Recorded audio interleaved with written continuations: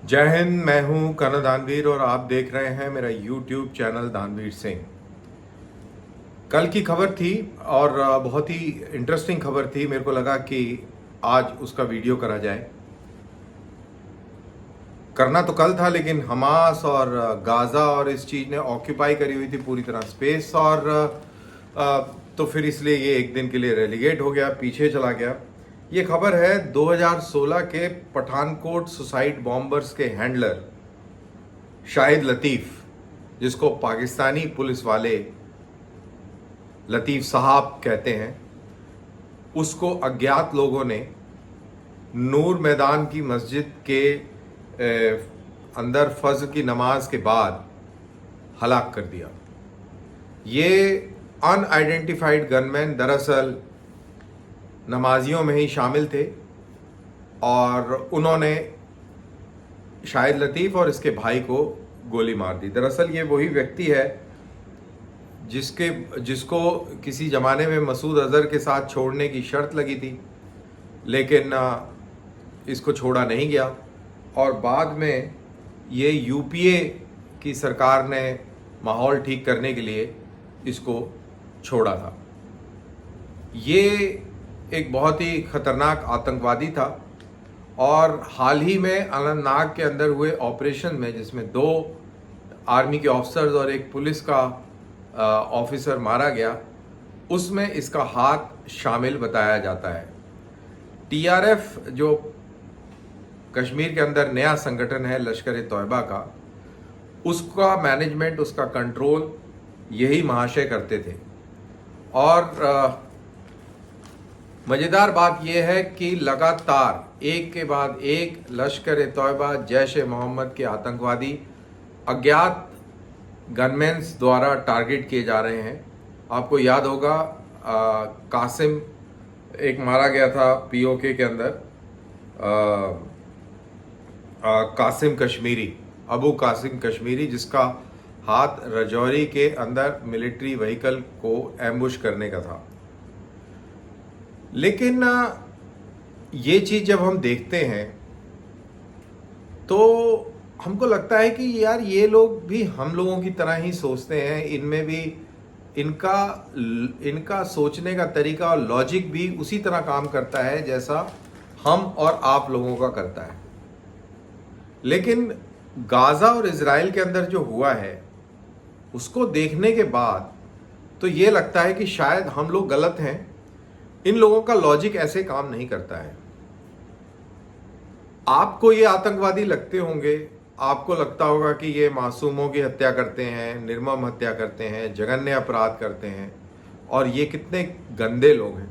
आप अपना गला फाड़ फाड़ के इनको आतंकवादी कहते हैं, जाहिल, ह्यूमैनिटी के दुश्मन करार देते हैं, लेकिन इन लोगों को कोई फ़र्क नहीं पड़ता है। ये लोग इनको बहुत ही खुदाई खिदमतदार समझते हैं।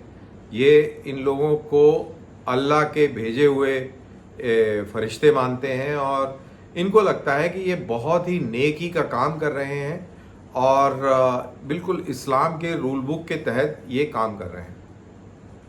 अब इसका अंदाज़ा लगता है जब ये गाज़ा के अंदर ये पूरी कार्रवाई हुई। आप ये देखिए, इस्लामी स्कॉलर, मैं हिंदुस्तान की बात कर रहा हूँ, इस्लामी स्कॉलर हों, all India Muslim personal law board के मेंबर्स हों, दुनिया भर के हिंदुस्तानी मौलवी हों, ये सब के सब जो गाज़ा में हुआ उसको सही ठहराते हैं और इस सब की गलती इजराइल पर डालते हैं कि ये इसलिए हुआ क्योंकि इजराइल ये करता है, वो करता है, फला करता है, ढिमका करता है। उन्होंने एक बार भी ये नहीं कहा कि ताली 2 हाथ से बजती है।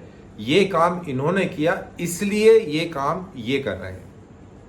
All India Muslim personal law board के एक मेंबर फारूकी साहब ने तो ये कह दिया कि मैं साइंस के हवाले से कहता हूं कि every action has an opposite reaction. Israel इतना जब्र करता था फिलिस्तीनियों के ऊपर, उसका रिएक्शन था जो हमास के रूप में देखने को मिला। इन गधों से पूछे कि अगर ऐसा ही है, अगर एक्शन का रिएक्शन हुआ है, तो अब इस हमास के एक्शन का जो रिएक्शन इजराइल दे रहा है वो बिल्कुल ठीक है। लेकिन यहां पर उनको तकलीफ हो जाएगी, यहां पर इसमें वो ट्विस्ट दे देंगे, नैरेटिव ट्विस्ट। तो ये इन लोगों की खासियत है, और यही सब देखकर मुझे लगता है कि ये कभी सुधरने वाले नहीं हैं, ऐसी मानसिकता वाले लोग। और आप कितने भी आतंकवादी ठोकते रहिए, मारते रहिए पाकिस्तान के अंदर, ना पाकिस्तान की सोच में बदलाव आएगा और ना हिंदुस्तान के अंदर पाकिस्तानी सोच वाले जो लोग रहते हैं उनकी सोच में बदलाव आएगा। एक यशवंत देशमुख साहब हैं, बहुत ही जाने माने पत्रकार हैं, और अगर आप टेलीविज़न देखते हो तो सी वोटर्स का संचालन करते हैं। और उन्होंने कल ट्वीट किया कि वो जब इसकी आपकी जर्नलिज्म की पढ़ाई कर रहे थे, मीडिया की पढ़ाई कर रहे थे, तो उस समय इनको कोई प्रोजेक्ट मिला होगा, टास्क मिला होगा, तो इन्होंने एक मौलाना साहब जो कि बहुत ही लिबरल बैलेंस्ड ख्याल के थे, उनका इंटरव्यू लिया और वो नवभारत टाइम्स में फ्रंट पेज में सेकंड लीड था। और उसमें इन मौलाना साहब ने कहा था कि कश्मीरी पंडितों के साथ जो हो रहा है ये जघन्य अपराध है। इस बात को लेकर यशवंत देशमुख अपने ट्वीट में लिखते हैं कि उनके खिलाफ काफ़ी सारे फतवे जारी हो गए। अब ये मौलवी साहब आम मौलवियों की तरह नहीं थे, पढ़े लिखे, समझदार और बैलेंस्ड, ईमानदार ख्याल के मौलवी थे। इन्होंने अपना कहना नहीं छोड़ा और ये इसी बात पर टिके रहे। तो ये एक सोच है जो यशवंत देशमुख ने उजागर करी इस गाज़ा के प्रकरण के बाद। तो ये एक सोच है। वहीं एक सुशांत सरीन साहब हैं, जाने माने एनालिस्ट हैं, ORF में काम करते हैं, उन्होंने भी एक ट्वीट किया। उन्होंने इजरायली ट्वीट को कोट करते हुए ये ट्वीट किया। उन्होंने कहा कि जब 1947 का बंटवारा हुआ तो बहुत सारे हिंदू सिखों ने अपनी बीवियां, अपनी लड़कियों को मौत के घाट उतार दिया। वो इस डर से उतारा कि कहीं इस्लामिस्ट और मुसलमानों के हाथ में ये बच्चियां लग ना जाएं। और वो खुद एक पंजाबी रेफ्यूजी हैं। वो कहते हैं कि मेरे को ये दर्द बखूबी समझ आता है जो इजरायलियों के ऊपर बीत रही है। दरअसल ये किसी उस इजरायली ट्वीट के बारे में था कि मुसलमानों से या हमास के दरिंदों से अपनी बहू बेटी को बचाने के लिए किसी इजरायली ने उनको मौत के घाट उतार दिया, और वो इस तरीके की स्टोरी उस ट्वीट में थी। तो उसका हवाला सुशांत सरीन साहब अपने देश के तजुर्बे के साथ दे रहे थे। तो ये हमें समझना चाहिए, और इसी चीज़ को जहन में रखते हुए हमें अपनी जहनियत को तराश कर और सही जहन को रखते हुए आगे आने वाले मुस्तकबिल का चयन भी करना चाहिए। जी हाँ, बिल्कुल सही समझ रहे हैं। ऐसा ना हो कि आप के लचीलेपन की वजह से इस देश का नुकसान हो जाए। ये बात बहुत समझने वाली है। और पहले हमने भी पार्टीशंस की बहुत स्टोरी सुनी थी, लेकिन आप पाकिस्तानियों को सुनेंगे तो वो कभी इस चीज़ का जिक्र नहीं करते कि उनकी तरफ के मुसलमानों ने कितनी बर्बरता करी। वो हमेशा ये बताते हैं कि हिंदुस्तान के हिंदुओं और सिखों ने क्या क्या जुल्म ढाए। लेकिन वहीं आप हिंदुस्तानी तर्जियाकारों को अगर सुनेंगे तो वो बखूबी इस चीज़ को उजागर कर लेंगे, उल्लेख करेंगे कि हिंदुस्तान के अंदर भी हिंदुओं और सिखों ने इस तरीके की कार्रवाई करी। और ऐसा अनेक लेखों में, पुस्तकों में, फिल्मों में दर्शाया गया है। एक तरफा कहानी नहीं है। लेकिन पाकिस्तान में आप हमेशा एक तरफा ही कहानी सुनेंगे। मेरा ये पूरा ये वीडियो करने का मकसद यही है कि हमें इनके नैरेटिव को समझना चाहिए, इनका तरीक़ेकार को समझना चाहिए। किस लेवल का विक्टिमहुड खेलते हैं ये लोग और किस तरीके से ये लोग अपनी कम्युनिटी को बरगला देते हैं। जब मैं ये लोग बोल रहा हूं, मैं उन मौलवियों को और उन लीडर्स को निशाने पे ले रहा हूं जो इस तरीके का नैरेटिव पैदा करते हैं। ये पूरी मुस्लिम उम्मा के अंदर कॉमन है। हर जगह आप ये देखेंगे, बड़ा सिंपल, कि फिलिस्तीनी मुसलमानों ने इजरायलियों को किस बर्बरता से मारा। छोटे छोटे बच्चों को मार दिया, उनके सर कलम कर दिए, बच्चे गाड़ी में बंद करके जिंदा जला दिए, औरतें मार दी, और प्रेग्नेंट औरतों के पेट काट दिए, बच्चे निकाल दिए, और वो खून के रिसाव से दम तोड़ दिए। और बहुत ही जघन्य अपराध इन लोगों ने किए। लेकिन अगर उनसे बात करी जाए कि ऐसा जघन्य अपराध क्यों किया, वो कहते हैं इसका जिम्मेवार इजराइल है। हमास की तारीफ करते नहीं थकते। आप ट्विटर पे देख लीजिए, सोशल मीडिया पे देख लीजिए, उसको बहुत अव्वल दर्जे पर रखते हैं।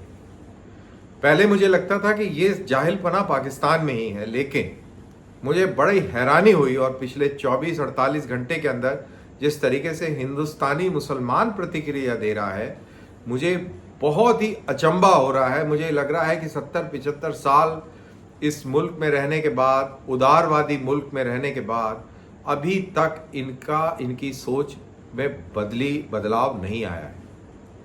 तो क्या इनकी सोच खराब है, या जहाँ से ये मोटिवेशन लेते हैं, जिस भी जगह से, जिस भी चीज़ से, क्या उसमें कोई दोष है? ये सवाल मैं आप पर छोड़ता हूँ। इस सवाल का जवाब दीजिएगा कि क्या ये भाई लोग जो हैं, जो इस तरीके का रवैया रखते हैं, क्या इसके पीछे इनके लीडर्स हैं, या वो प्रेरणा स्रोत है जो इसको बहुत ही मुकद्दस मानते हैं? क्या ये प्रेरणा स्रोत वहाँ है, और वहाँ से ये इस तरीके की कहानियाँ निकल के आती हैं, इस तरीके की सोच निकल के आती है, कि सोचना बहुत ज़रूरी है। और इसी के साथ कई बार जब ये सारा खेल देखते हैं, चाहे वो तालिबान का हो, यही वो लोग थे जिन्होंने तालिबान को भी सपोर्ट किया जब उन्होंने वहाँ पर औरतों के साथ जुल्म ढाए, लोगों को चौराहों पे खड़े करके मारा।